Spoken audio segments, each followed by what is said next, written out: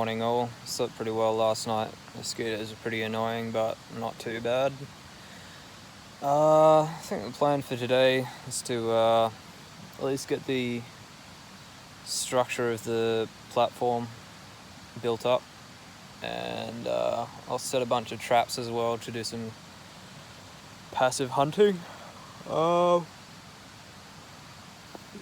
let's get to it.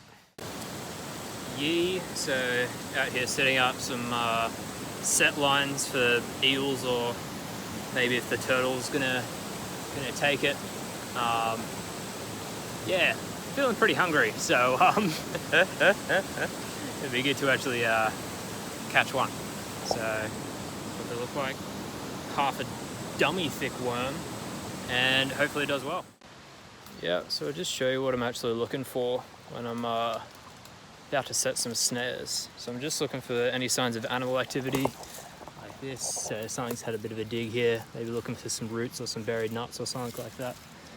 And if it's looking fresh, then I'll set up a snare around it and maybe bait it with a little bit of fruit or something like that. So yeah, that's what I'm doing now. Alright, so I'll just show you this snare that I've just set up. So we've got just a dead line here, the tripwire rather, a stick that's going right down into the ground. So this is actually stationary here at this end, but it's very loosely tied to this trigger mechanism over here. So as soon as it activates, this knot will break and the snare will actually activate. So you won't be able to see it because the wire is so fine, but there's a wire line going all the way around here, and that's hard knotted to this stiff bit of wire there, which acts as our trigger mechanism. And then that's tied to this this strung cordage here, which you won't be able to see because it's too dark. I might just be able to see it there. And then that runs all the way out to this, which is actually our spring tension. So this tree's been bent over, and I'm just using this bit of hard rope to tension the tree while I set the trap, because I don't really want to have like a stiff bit of wire or the trap itself activating and injuring me. So yeah, there you go. Hopefully it actually works. Forgot to mention, I've actually I've set it up on what looks like an old scrub turkey mound.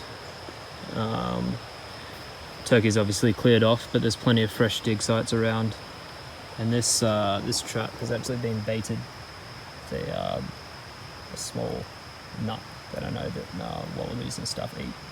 So there you go. Yeah, so bush tucker of the day, I'll just show you what a milla berry looks like. So this is a tree, it's pretty nondescript,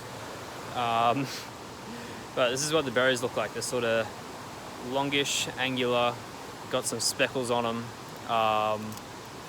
bright red, usually fruit in clusters, but I think some birds have been through and eaten a whole bunch of them. So this is it on the tree. There's a little unripe one there. They'll usually have a sort of a golden silvery sheen on the underside of the leaf. It's really characteristic.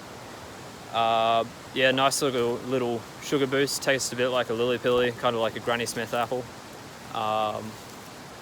Yeah, not a whole lot of flesh on them, but it's not too bad.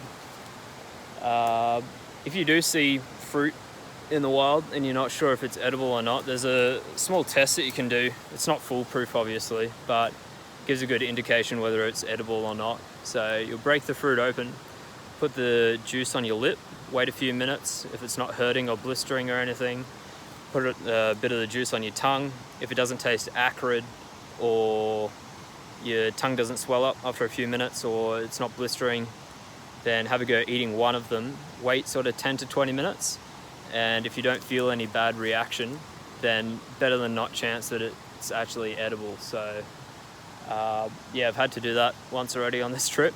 There's just so many different fruits in the rainforest. They're few and far between, but there's a lot of variety out here. So yeah, there you go. Survival tip of the day as well.